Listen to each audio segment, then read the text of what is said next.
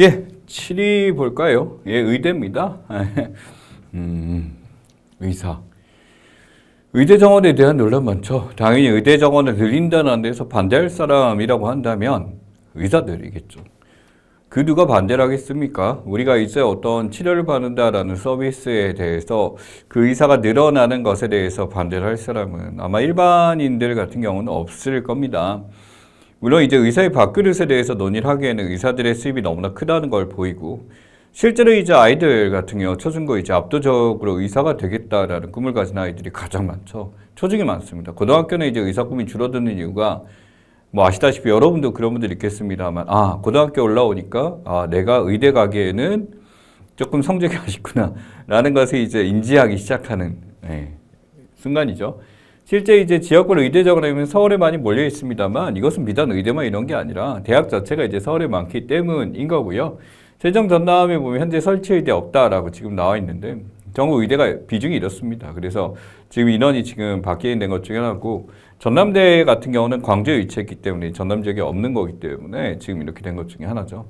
그래서 이러한 의대 전체 인원에 대해서 현재 이것을 이제 거의 뭐 1000명 단위 정도 이상으로 이제 늘리겠다라고 한 것 중에 하나입니다.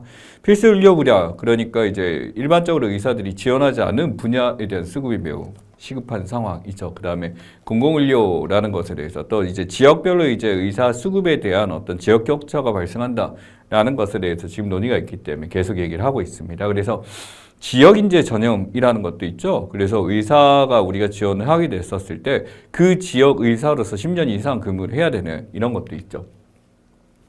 의료계 입장은 당연히 반대를 할 수밖에 없습니다. 의사 충분하다, 파퓰리즘이다. 이거 지금 안 된다라고 하는 거죠. 인구 감소가 있는데 인구 의사 증가율이 너무나 커지고 있다라는 거죠. 그러니까 지역 의사제 철회해달라고 하는 거. 근데 지역 의사제라고 하면 그 지역에 대해서 이제 한 달 지어야 된다라고 할 때 근무 지역 점검은 어시 면허 박탈 취소라는 것은 그 지역에 있어야 된다라는 건데, 막상 이제 대학 갈 때 혜택을 본 거거든요. 혜택 받죠. 이제 점수가 이제 상대적으로 낮은데 의대를 가게 해준 거잖아요. 근데 여기서 자유, 치매, 평등인데 그런 지역 의사 제한에 대해서 이제 이 지역 인재 특혜 전형을 없앤다라고 한다면 들어갈 때는 이제 달라지는 거니까, 이거는 의사가 지금 된 사람 입장에서는 싫은 거지만, 뭐 지금 과학교 학생들한테 의대 없애는 건 똑같은 거고요.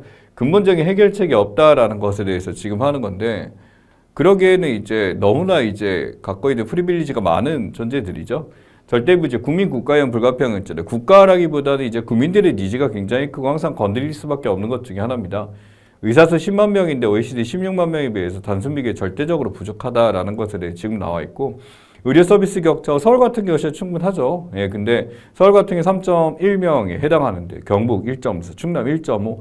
그래서 지역 의사제라는 것이 지금 필요할 수밖에 없게 됐다. 의사 치료 한번 받으려면 굉장히 멀리까지 나가야 되기 때문에 이렇게 된 거다. 그 지금 이제 의사 자격을 주겠다, 이제 학생들한테 준다라고 했을 때 지역 의사제를 아이고 감사합니다라고 하는 학생들 굉장히 많을 거예요. 그래서 의대 정원 확대 추진 질정입니다. 계속적으로 지금 얘기 나와 있고요. 그래서 교육정보관에서 인원들 얘기하게 되고 필요한 부서 어딘지 지금 찾게 되고 지역별로 이제 논의를 하게 될 거죠. 의대 정원에 대해 후속 절차하게 돼서 이제 논의를 하게 될 거. 2024년 상반기에 지금 나오게 될 겁니다. 대학교 입장에서야 의대 지금 더 뽑겠다는 싫어할 거 없을 겁니다. 저는 오시면 돼. 이제 지역의대 신설하고요, 만들고요, 늘리고요, 대학사정 같은 거에 단계적 증원, 감원 아닙니다. 증원으로 이제 계속 가게 됨으로써 늘리겠다라고 하는 것 중에 하나인데, 밥그릇에 대한 얘기 계속 나올 수밖에 없습니다만, 어떻게 보면 의사들 입장에서는 그냥 늘려라라고 얘기할 수는 없을 거예요. 이건 비단 의사뿐만 아니라 대부분의 직업군들이 다 가지고 있는 공통적인 생각들일 겁니다. 조금 이제 성격이 다른 것 중에 하나는 뭐 선생님 같은 경우 공무원이라고 한다면 주어진 일에 대해서 나눠야 되는 사람들 입장에서 많이 뽑아달라고 얘기할 거고, 의사들 같은 경우는 주어진 일이 아니라 개인적으로 이제 어떤 경쟁이 돼야 되는 입장이기 때문에 적게 뽑힌 거, 희소성에 대해서 이제 요구를 하기 때문에 당연히 이런 논의를 할 수밖에 없게 되겠죠. 그러다 보니까 이제 의대에 대해서 이제 사실은 이제 병원이든 간호사든 환자든 또는 대학이든 모든 사람들이 유일하게 의사만 여기에 대해서 반대하고 있다라는 것들 지금 얘기 나오고 있고요. 공공의대라는 거 이제 계속 얘기 나오고 있습니다. 이전에서도 나왔던 카드 중에 하나입니다만, 아무래도 이제 모든 이제 학부모들 많이 말하죠. 예, 그러다 보니까 이게 파퓰리즘 정책이라고 볼 수도 있겠습니다만 이건 어떻게 보면 국민들의 안전을 위해서 필요한 것이 아닐까라고 생각합니다. 지역의사 선발 전형이라고 그래요. 지역 내 우선 인재라고 해서 전액장학금, 지자체 50 이렇게 되고요. 이 지역에서 이제 계속하게 되고 그러다 보니까 일정한 이제 각 도 지역이나 각 시 지역에 이제 서울 말고요. 이 지역 의사제 때문에 어떤 일정한 지역에 몰리는 지역이 있습니다. 저도 이제 대구인데 대구 하면 수성구라는 지역이 있어요. 거기 오면은 서울보다도 훨씬 더 의대 가는 비율이 높아요. 그러니까 거기는 대구 지역에 이제 경북 지역에 있는 의대를 독점하는 거지. 그 지역에 있는 아이들이. 공부를 잘하기도 하지만 지역 의사제 때문에 좀 그렇기도 합니다. 자, 그 다음에 예산안 심의 절차 지금 나왔어요. 예산국회 들어가서 예산 전쟁 계속되고 있습니다. 뭐 이거는 뭐 매년 이제 반복되는 것 중에 하나죠. 예산안 제출합니다. 9월 3일까지 상임위원회 예비심사에서 예결특위 나가게 되고 심의예결 12월 2일까지 하게 됨으로써 지금 하게 되죠. 그래서 이제 11월 1일 공청회가 시작됐어요. 그래서 이제 얘기 듣고 이렇게 되다가 항상 법정시는 어떻게 12월 2일까지 하게 되면 정부 이송으로 예산 건너가게 됩니다. 쪽지 예산이라고도 하죠. 이제 막 포스트잇 붙여갖고 뭐 얼마 달라 이제 요청해라 라고 하게 되니까 우리 국가에 있는 모든 어떤 재정이나 이런 것들이 이제 국회의원들이 여기에 대해서 정하게 되는 것 중에 하나가 됩니다. 분야별 예산 보게 되면은 지금 압도적으로 는 게 보건, 복지, 고용 파트 이제 엄청나게 는 거 보여집니다. 근데 사실 이것도 좀 감액된 건 마찬가지고요. 여기서 일반 지방 행정 이렇게 떨어지는 교육 떨어진 거 쫙 보이시죠. 그래서 막 이전에 이제 선진화된다, 스마트 교육한다라고 해서 뭐가 있었냐면 막 전자칠판 같은 거 도입한다 그랬는데 이거 다 폐지돼서 이제 받게 되고요. 스마트 교과서 막 폐지. 그다음에 선생님 수급 같은 건 폐지. 막 하면서 이제 교육적이 좀 떨어지고 있어요. 조금 이게 좀 아쉬워 보이긴 합니다만 나머지는 이제 전년 대비 증감이 조금씩 있다라고 하고요. 근데 중요한 세수 전망이에요. 지금 이제 세금이 이제 빵꾸 날 것 같다라고 해서 계속 이렇게 되는데 소득세 마이너스, 부가세 마이너스, 법인세 마이너스, 종국세 마이너스입니다. 근데 실제 예산 필요한 거는 예산 규모 늘어났잖아. 이거 어떻게 될 거야? 그러니까 이게 적자 재정이 되는 거죠. 미래투자 예산 사업 같은 경우 지금 보기 되면 늘려야 된다라고 하는데 R&D 사업 같은 거 계속 떨어진다 그래서 지금 국가에서 위기다라는 얘기 계속 나오고 있죠. 그러다 보니까 지금 이렇게 R&D가 이제 이런 것들을 올려야 될 텐데 이게 지금 국민의힘이나 이제 정부 입장에서는 이게 정말 기여했느냐라는 얘기 하게 되면서 깎으려고 하는 거죠. 왜냐하면 미래 성장을 위해서 이제 필요하다라고 하게 되는데 막상 이제 총선이 되면서는 약간 뜬구름 잡기 식으로 빠지니까 실제 효과를 보여줄 수 있는 효과성을 노출할 수 있는 이런 쪽에다 좀 집중을 하고 있는 현상입니다. 문제는 이렇게 줄어든 국세 수입이죠. 이쪽이 이제 2.8조 이렇게 656.9가 늘어야 되는데 59조가 부족해요. 그래서 이게 지금 싸그리 낮추게 예산들이 하다 보니까 쥐어짜고 있습니다. 막 꺼내야 된다. 지금 내놔야 된다. 막 지금 하고 민생 경제는 지금 떨어지고 있죠. 그다음 한국 경제 또 낮췄어요. 오늘 또 2.1%로 또 낮추면서 이거 지금 굉장히 큰 위기다. 인구까지 감소는 외국에서도 계속 신호주고 있는데 어떻게 될까요? 또한 이제 이 소상공인이나 어떤 지역화폐나 이런 것들을 계속 늘린다라고 하게 됨으로써 지금 이거 올리겠다라고 지금 계속 얘기를 하고 있습니다만 이건 더불어민주당에서 얘기를 하고 있는 거고요. 이쪽이나 이런 것들에 계속 난색을 표현하는 게 국민의힘 쪽이죠. 그러니까 이게 야당과 여당의 차이예요. 여당 입장에서는 보수적으로 지금 될 수밖에 없는 거고 야당 입장에서는 국민들한테 이거 줘야 된다 막 이런 얘기 계속 할 수밖에 없죠. 유니콘 기업들입니다. 이제 지금 보면은 2024년 2월 기준인데 매년 이제 초마다 이제 조사가 돼서 나타나죠. 유니콘 기업이라는 게 이제 설립한 지 얼마 안 된 기업들이에요. 근데 갑자기 쭉 유니콘처럼 나타나서 이렇게 나타나요. 기업 가치가 이제 엄청나게 올라가는 거래서 10억 달러 이상으로 올라간 기업들을 얘기합니다. 보면은 익숙한 기업들이 굉장히 많이 있죠. 토스나 이제 무신사 이렇게 보이고 컬리, 야놀자, 직박 막 이런 데들, 리디는 지금 많이 떨어졌어요. 이제 책 보는 데죠. 이러면서 지금 여기 나온 데들이 여러분들한테 익숙한 데도 많이 있을 거고 그렇지 않은 데도 있습니다만 기타 등등 이러한 데가 유니콘 기업으로 굉장히 성장하고 있는 것 중에 하나다. 그러니까 이러한 기업들이 많이 있으면 있을수록 그런 국가 경제나 이런 것들이 많이 성장할 수 있을 건데 예산안 자체에 대해서 이 떨어지는 것도 어떻게 할래? 라고 하는 거고요. 무엇보다 이제 새만금 SOC에서는 완전히 빠졌거든요. 이번 새만금 재벌이 사건 때문에 그렇기도 합니다만 필요하죠. 해야죠. 자, 카카오 사건입니다. 사건. 뭐 카카오에 대해서 지금 창사일의 최대 이익, 캐타스트로피 소리까지 나오고 있습니다만 실제 이제 그 남궁은 이제 그 사람도 나왔죠. 나오고 이제 내부 고발자처럼 지금 얘기하고 있는 것 중에 하나입니다만 실제 이제 김 의장도 이제 나오게 됨으로써 이제 지금 상황이 카카오가 좋지 않습니다. 너무나 문어발식 확장하는 것 중에 하나죠. 여기 보시면 골목상권 침해 논란 지금 나와 있습니다. 그래서 스톡홀스적 행사 지금 하게 되고 털고 나왔고요. SM 엔터테인먼트 건드렸죠. 뱅크에 대해서 이제 대주 자격이 있느냐라는 얘기 지금 있고요.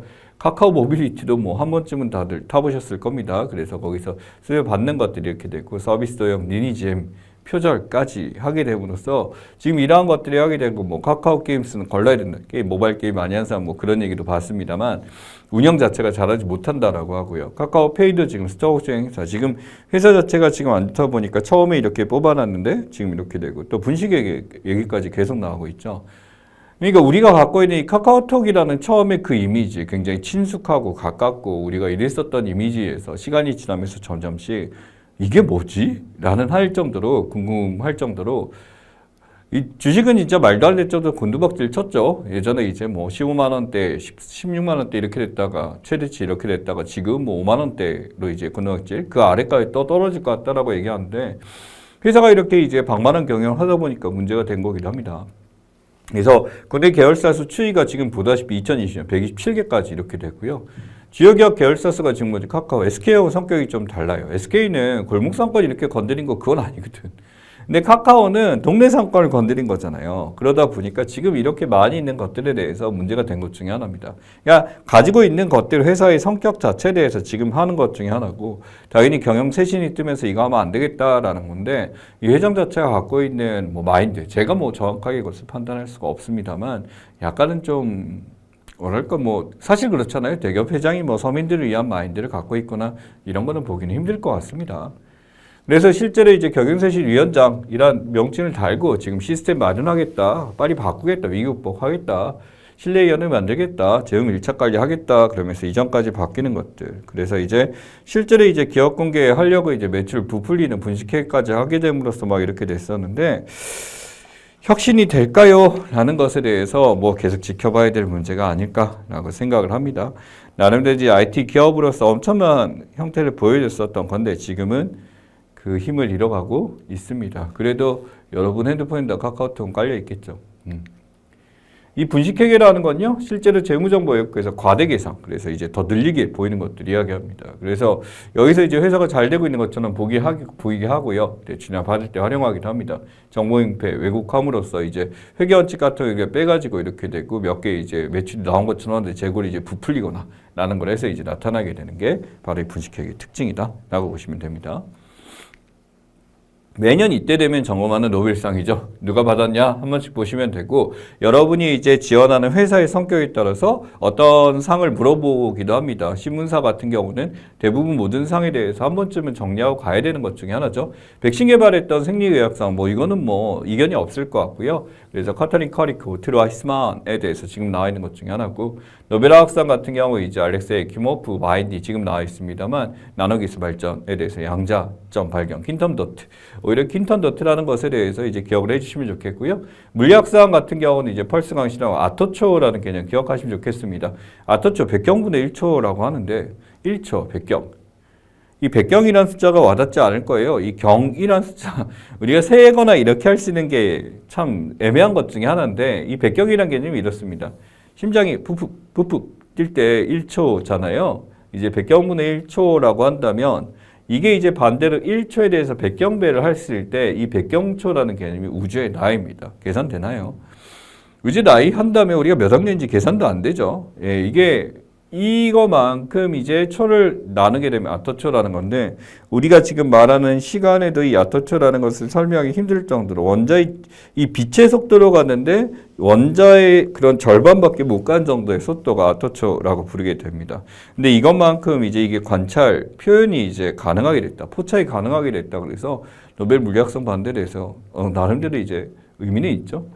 자, 그 다음에 나르기스 모하메디, 이란 여성 은권가인데, 이제, 여기에 대해서 이제 우리가 기억해야 될 게, 지금 이란 같은 경우는 그 전에 이제 뉴스에서도 많이 다뤘습니다만, 이제 뭐, 기억해야 될 게 히잡에 대해서 이제 이란 여성들에 대한 인권 탄압이나 이런 것에 대해서 이제 앞장 나왔고 지금은 이제 구금된 상태에서 받은 거고 당연히 노벨상을 수상 내림으로써 이제 수여함으로써 빨리 이제 풀어달라 구금을 풀어라라고 요청을 했어요.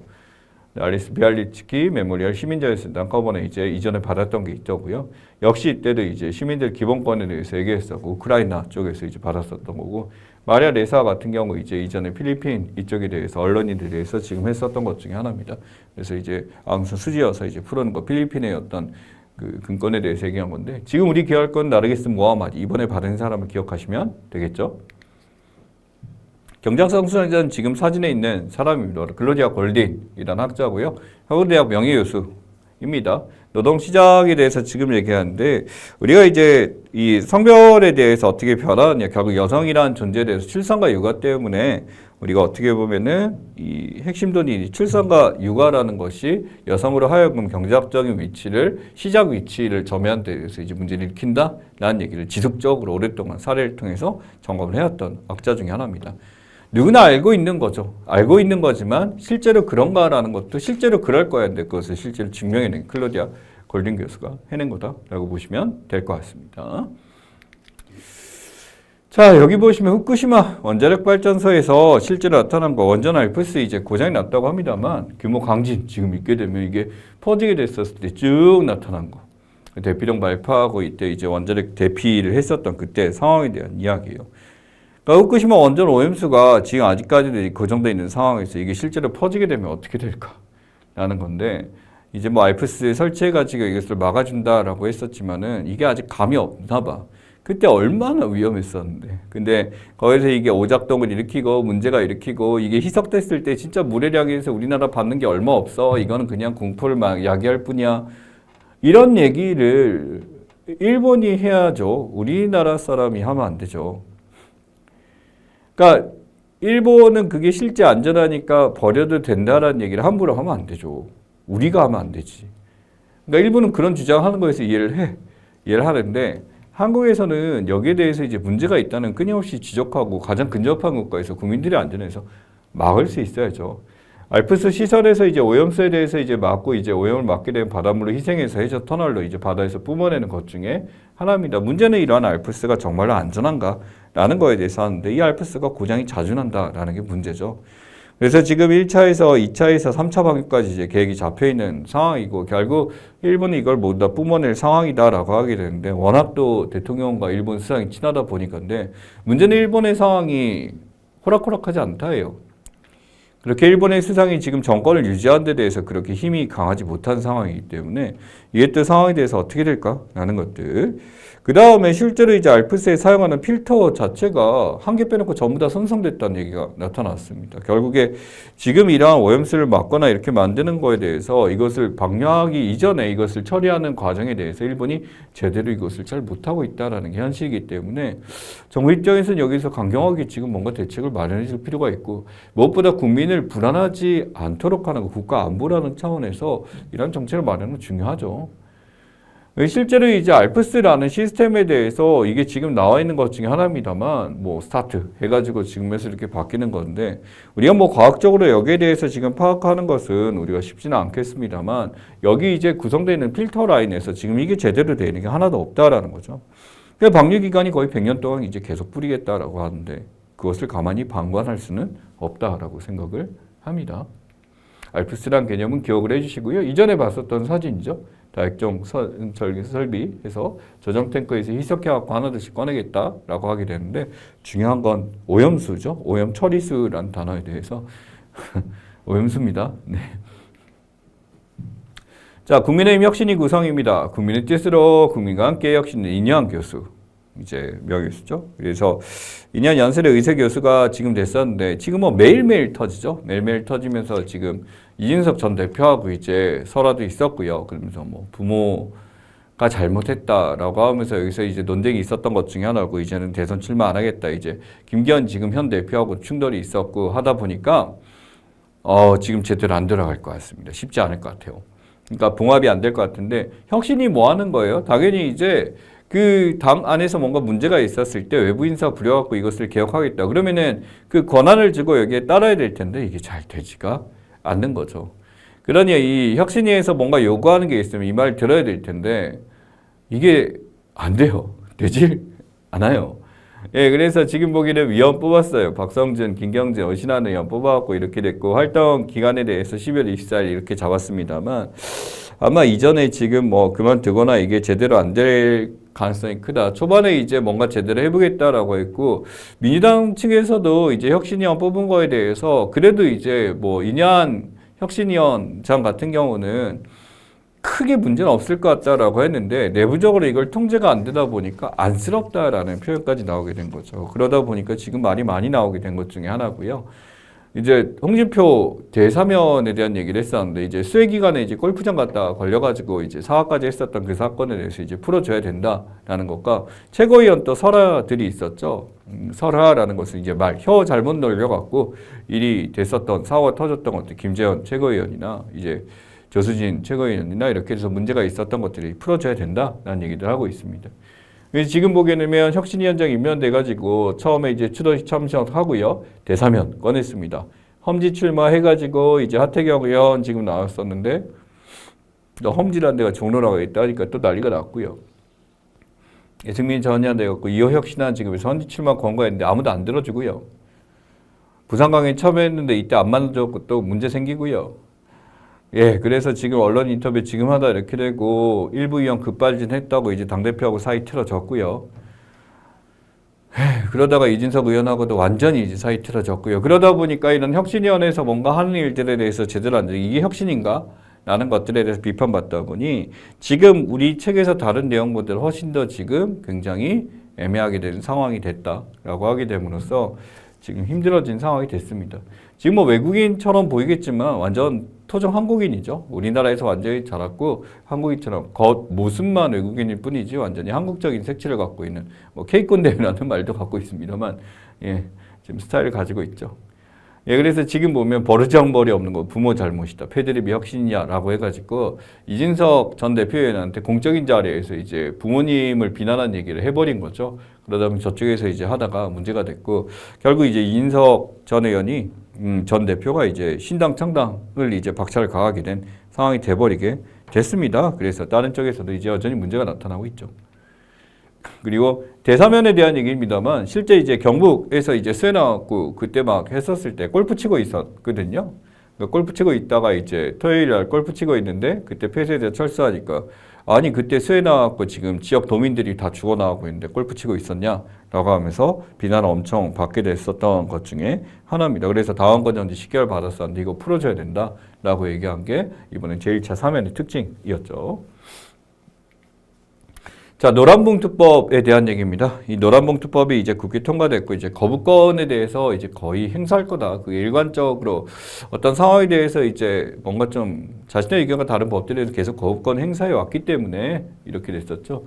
근로자로 추정한다라고 하게 되는데 이 실질적 구체적 지배력 영향이 지위에 있는 자를 사용자로 인정한다. 문제는 뭐냐면 이 당사자가 아닐지라도 여기에 연관된 사람을 사용자로 보자라는 것에 대해서 지금 얘기를 했고요. 노동조건에 대해서 지배력 사용자로 본다라고 했을 때 좀 더 이제 안경석 의원은 좀 더 확대된 개념을 지금 얘기했었는데 노란봉투법의 핵심은 이렇습니다. 바로 뭐냐면 이제 이 파업에 대해서 우리가 노동상권이라고 하죠. 단결권, 단체 교섭권, 단체 행동권. 그 단체 행동에 대해서 이게 합법적으로 단체 교섭이 결렬됐었을 때 이루어진 행위인데 실제 이 단체 행동 때문에 이루어진 손해나 이런 것들에 대해서 이제 소송이 걸렸을 때 폭탄을 맞게 되는 거지 이것을 막아줄 수 있는 법안이라고 보시면 되는 거죠. 그 다음에 실제로 이제 원천 하청을 받은 업체들 입장에서도 이러한 노동조합으로서 이제 가입을 하고 보장받을 수 있게 하는 것들이 바로 이 법에 대한 이 것 중에 하나입니다.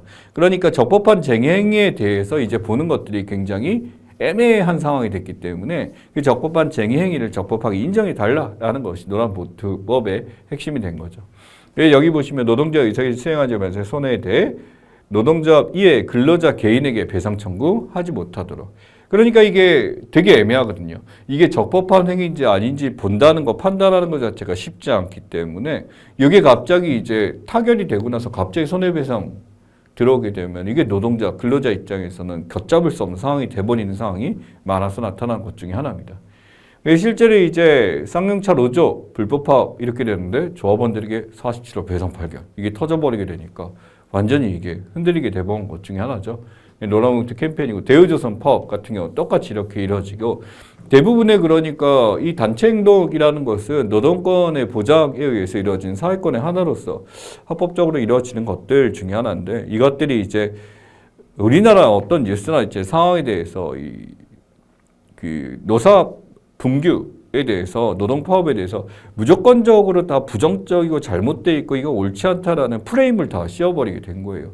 분명한 충분히 합법적이고 할 수 있는 파업들이 존재하는데 모든 파업이 다 나쁘다라고 이제 규정을 해버리게 되니까 어느 순간 이제 사람들이 본인이 근로자임을 망각하는 것 같아요. 우리도 모두 근로자고 모두 노조에 가입될 수 있고 모두 다 단체 행동을 할 수 있는 권한이 마치 전부 다 사용자의 입장을 대변하는 것처럼 이렇게 돼버린 게 아무래도 우리나라 언론이 가지고 있는 성향 자체가 역시 이제 기업에 소속돼 있고 대부분 다 그렇다 보니까 이런 현상이 나타난 게 아닌가 싶습니다. 노란북도 주요 쟁점이죠. 실제로 이제 야당 입장에서는 간접 특수고용, 하청 입장, 부하자, 단체 행동권 인해서 실제 합법화업 범위를 확대시켜야 된다. 그래서 이 법원에서 해석할 때 너무나 이제 확대 해석하는 거 막아야 된다. 불법행 개별 해석에 대해서 노조 보호수단 악용하면 안 된다. 이거 막을 수 있는 거. 그래서 이게 같이 하나고요. 여기서 있는 것 중에 하나고 방송 3법에 대해서는 지금 이게 공영방송 이사의 구조 개편 지금 계속 나오고 이제 이거 촬영하는 시기가 바로 이제 방송위원장 탄핵 들어갈 뻔 했는데 바로 이제 사의 표명했죠. 왜냐면 탄핵 들어가야 되면 공석이 되다 보니까 그때 또 이제 상황이 우습게 되다 보니까 이제 딱 그만두게 된 건데 상황을 또 지켜봐야 될 것 같습니다. 그래서 언론 노조가 이제 장악하게 된다. 이쪽에서는 방송자망이 지배구조 변경해야 된다. 노조의 손을 들 것인가 그렇지 않을 것인가라는 건데 역시 여기에 대해서 노란봉투법이 큰 이슈가 되고 있고 당연히 여기에 대해서 이제 대통령 거부권이 행사될 것 같다는 게 전반적으로 보고 있습니다. 노란봉투법은 이제 굉장히 이슈가 된 거기 때문에 여러분이 이제 근로자로 들어오는 입장에서 반드시 알아야 되는 것 중에 하나입니다. 그래서 이 노동상권의 세 가지, 단결권, 단체교섭권, 단체행동권 세 가지에 대해서는 반드시 알고 하시고 각 권의 성격에 대해서 이게 어떤 내용인지라는 것들 기억 꼭 하시기 바랍니다. 자, 732 육아휴직이에요. 이제 뭐 저 같은 경우는 아시다시피 강사고 정규직이 아니기 때문에 정상적 육아휴직이나 이런 것에 혜택을 받지 못합니다만 정상적으로 속해 있는 사람은 육아휴직에 대해서 이제 당연히 받을 수가 있죠. 예, 그래서 육아휴직에 대해서 출산전 해결사에서 점점씩 증가되는 거 지금 나타나고 있습니다. 근데 정체가 되고 오히려 떨어지고 있어요. 휴가자수가 떨어지고 있고 남성별로 볼게요. 208에서 290. 그러니까 이게 지금 뭐냐면 여성들은 육아휴직을 잘 활용하고 있는데 남성들 같은 경우는 거의 지금 못하고 있다라는 거예요. 그러다 보니 자동 육아휴직을 쓰자라고 하는데 이게 현실을 모른다라는 얘기가 있는 거지. 실제로 회사에서 남자가 육아휴직을 쓰겠다라고 할 때 회사에서 보는 시선 자체가 굉장히 애매할 수 있다라는 거예요. 아니 쓸 수 있어야 되잖아 라고 하는데 이 회사 분위기에 대해서 라고 하는데 이게 지금 현실상 이게 가능하게 되려면 그것을 가능할 수 있는 회사의 어떤 문화나 시스템 자체에 이걸 충원할 수 있는 것을 미리 만들어주고 있는데 그냥 쉬어라 라고 하게 되면 이게 쉽지 않다라는 거죠. 그래서 이 휴직 미사용 이유를 잘 보시면 첫 번째 규정에 있지만 실제는 관례이기 때문에 이게 관례다라는 것이 관례면 쓰면 되네 라고 하지만은 쓰게 됐을 경우 거기 후폭풍을 두려워서라는 게 맞겠죠. 그러니까 이게 대상이 아니어서 비정규직이기 때문에 이게 이 비정규직이라 그렇고요. 규정에 있지만 대체 인력이 없기 때문에 회사 입장에서 난색을 표현하는 경우 나가지 말라. 대신에 대체자가 있어서 그래 집에서 있기 때문에 이제 외벌이 입장에서는 이렇게 될 거고 급여가 줄어요. 이제 돈을 이제 적게 받기 때문에 이거 가지고 생활하기 힘들면 당연히 그렇고 지금은 쓰고 싶지 않아 나중에 이제 쓴다라는 건데 보다시피 이제 관례나 또는 비정규직이라서 쓸 수 없는 경우가 대부분입니다. 육아휴직은 개편안에 대해서 여러분 기억해 6+6 나와 있죠. 물론 이게 18개월까지 이렇게 아기가 어린애들 지금 하게 됨으로써 지금 하게 되는 것 중에 하나고요. 생후 18개월 내로 하게 되고 적용기간 1,006개월 동안 하게 됨으로써 이제 6+6 1년을 이제 돌아가면서 볼 수가 있게 됩니다. 통상임금 100% 이렇게 주고요. 1인당 지금 상한액은 있습니다. 다 주는 건 아닌데 200에서 450만 원까지. 그래서 전에 비해서 많이 올려준 것 중에 하나입니다. 200에서 450까지 이렇게 많이 늘려줘서 주게 되는 시스템을 바꾸겠다라고 했기 때문에 전에 비해서 들어간 돈은 많습니다. 중요한 거는 우리나라 이제 육아소득 대체율 자체가 최저였어요. OECD 최저였고 제일 적었기 때문에 이 올려준 게 엄청나게 많이 준다라기보다는 이전에 비해서는 조금 더 준다라고 하게 되기 때문에 같이 이제 휴직하게 되면 최대치를 받게 된다. 하면 450 곱하기 900만 원까지 받을 수 있게 되는 거기 때문에 꽤 많이 받죠. 근데 실제로 이제 둘 다 450씩 받아가지고 둘 다 휴직하는 경우 드물죠. 드물어요. 그러니까 최대치로 보여주면 되게 많이 받는 것 같지만 실제로는 이게 많지는 않다라고 보시면 될 것 같습니다. 그래서 이 저출산 고령사회위원회장이라고 이제 지금 있습니다만 예전에 여성가족부에서 지금 맡아서 했었습니다만 따로 뽑아서 했었죠. 그 전에 이제 나경원 위원장이 이거 맡았었다가 뭐 말상 이제 그 지금 영부인하고 사이가 안 좋다라고 해서 이제 그만두게 됐었고 지금 이제 맡으신 분이 이분입니다. 그래서 저출산 고령사회위원회라고 한다면 여기서 이제 적극적으로 대책을 마련하는 게 가장 우선이긴 하겠습니다만 실제로 사람들이 원하는 건 뭘까에 대해서 잘 읽어내지 못한다라는 평가를 많이 받고 있고 실제로 이 위원회가 독립적으로 운영될 경우 힘을 더 실어줘야 되는 게 맞습니다만 이게 과연 가능할까라는 것에 대한 논의도 계속되고 있죠. 자, 반도체 수출 증감률입니다. 지금 2024년 11월 했을 때 드디어 이제 플러스를 갔습니다. 그래서 수출 플러스 무역 흑자. 이전까지는 불황형 흑자라고 불렀죠. 마이너스임에도 불구하고 그만큼 또 수입은 줄었기 때문에 상대적으로 지금 됐다라고 하는데 무역자 동시달성에서 이제 턴어라운드 됐냐라고 했지만은 긍정적인 평가를 지금 다들 해주지는 못하고 있습니다. 그래서 현재까지도 이제 지금 됐는데 우선 반도체 입장에서 이게 된 거에 대해서 좋아졌다라기보다는 이게 굉장히 마이너스 바닥을 찍은 상태에서 올라온 거니까 지금 이거 가지고 막 흑자라 좋아졌다라고 하는 얘기가 되게 애매해진 거죠. 그래서 본격적인 경기 회복 추세라는 거는 올라가는 거 맞지만 그 추세에 대해서 정말 올라가느냐에 대해서는 아직까지는 생각해야 될 상황이다라고 하는 거죠. 미국 같은 경우는 지금 굉장히 올라가고 있고 아세안 같은 경우도 올라가고 있습니다만 중국이 지금 나름대로 횡보인 상태. 근데 워낙 가지고 있는 사이즈가 크다 보니까 이렇게 되고 중국이 지금 이 상태이다 보니까 중국이 리오프닝을 했음에도 불구하고 그 효과, 낙수 효과가 있을 줄 알았는데 생각보다 그 리오프닝 주들이 효과가 그렇게 크지가 않죠. 그러다 보니까 이런 기저효과라고 하는 게 너무나 이제 상대적으로 우리가 지금 높아지는 것들에 대해서 이게 들어올 줄 알았는데 중국에 대해서 지금 올라오는 것들에 대해서 별로 지금 중국의 경기 회복 속도가 낮다 보니까 별로 들어오지 않게 되는 것 중에 하나예요. 그러니까 우리나라도 이제 반도체가 워낙 바닥을 찍다가 하다 보니까 이게 너무 낮은 상태이기 때문에 상대적으로 올라가 보이는 거지 과대하게 이제 오프닝이 있어 보이는 거지 실제는 그렇게 높지가 않은 거다라고 이제 이야기를 할 수가 있겠죠.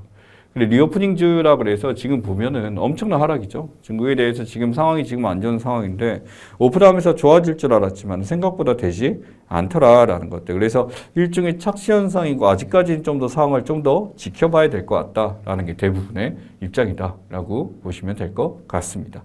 자, 그럼 후반부 상식들 쉬었다 가도록 하겠습니다.